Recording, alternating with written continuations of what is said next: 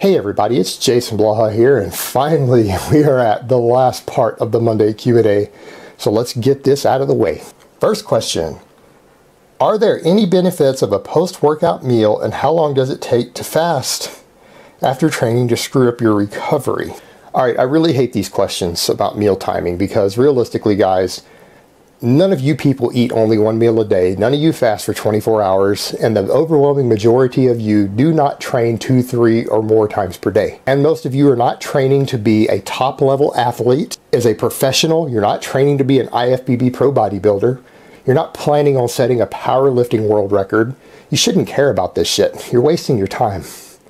Now, if you're training twice a day, then yes, that post-workout recovery meal needs to be immediate.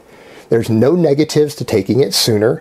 You can wait an hour, 2 hours, 3 hours. It doesn't really matter unless you are training multiple times a day. If you're going to have another training session later in the same day, I would get that post-workout meal in as soon as humanly possible, and I would hammer down as many carbs as you can get away with within your calories for the day immediately after that. Because you want completely replenished glycogen stores when you hit your next training session, whether it's cardio or weights. So you need to be getting probably at least 50% of your daily carbs in as fast as you possibly can. If you're not going to train again later that day, your post-workout meal doesn't matter. Space it out however you want. I would say as long as you are not fasted when you do that first training session, your post-workout meal, you can probably get away with somewhere between 6 to 8 hours before you eat without it negatively affecting your gains. But if you're fasted when you train, I probably would try to get that meal in within at least 2 hours. Alright, next question. If my bench press has stalled and my upper chest is lagging, would the adaptations from adding incline flies at the end of my routine help to break through the plateau?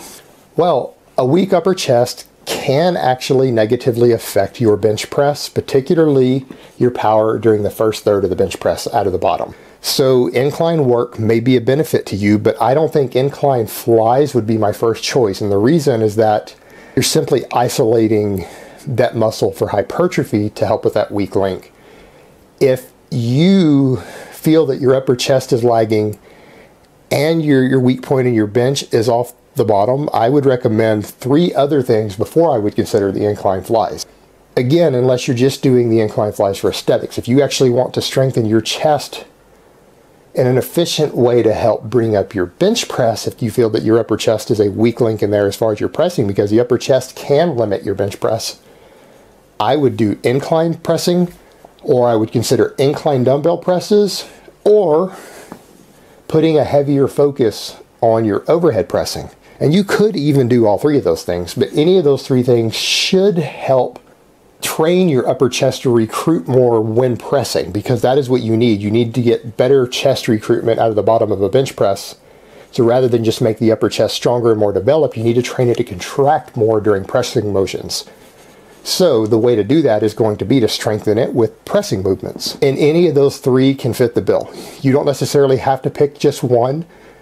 I would lean generally towards the overhead pressing just because of the overall better development, but the incline press, either with dumbbells or a barbell, can still do the trick in improving your bench off the chest if you're sure that your upper chest is the weakness. So that would be my advice on it. Alright, last question for the week. How do you prevent elbow flare at the bottom of the bench press? Well, to put it quite frankly, if you're using a correct bar path, it is almost biomechanically impossible to flare your elbows at the bottom. Now, the only safe way to do a bench press is to make sure that the bar is below the nipples. It is either at the nipple line or lower. And what you will find is that almost at any grip width, if you're down here, see I'm down below the nipple, I can't flare my elbows. And if you're even at a narrower grip, they're tucked in even more. But you will find that even with an ultra wide grip, you can't flare the elbows out of the bottom if the bar is low enough down. That's the easiest solution. You're flaring the elbows out of the bottom, there's a 99% chance the bar is too high up on your chest. And it's the same with dumbbells. It's people who are turning their dumbbells out to 90 degrees like this, who are hurting their shoulders because of elbow flare at the bottom. You need to have the dumbbells supinated a bit. So you can either do them at 45 or even all the way down at 90 for your chest presses. It's the same thing. It has to do with hand position and bar position more than anything else. So if you create a bar path that makes it physically impossible for you to flare your elbows, you can't flare the elbows. And you put less stress on the rotator cuff that way. Alright guys, that's really all I have to say on that today. I hope it has been informative, and I will talk to you next time.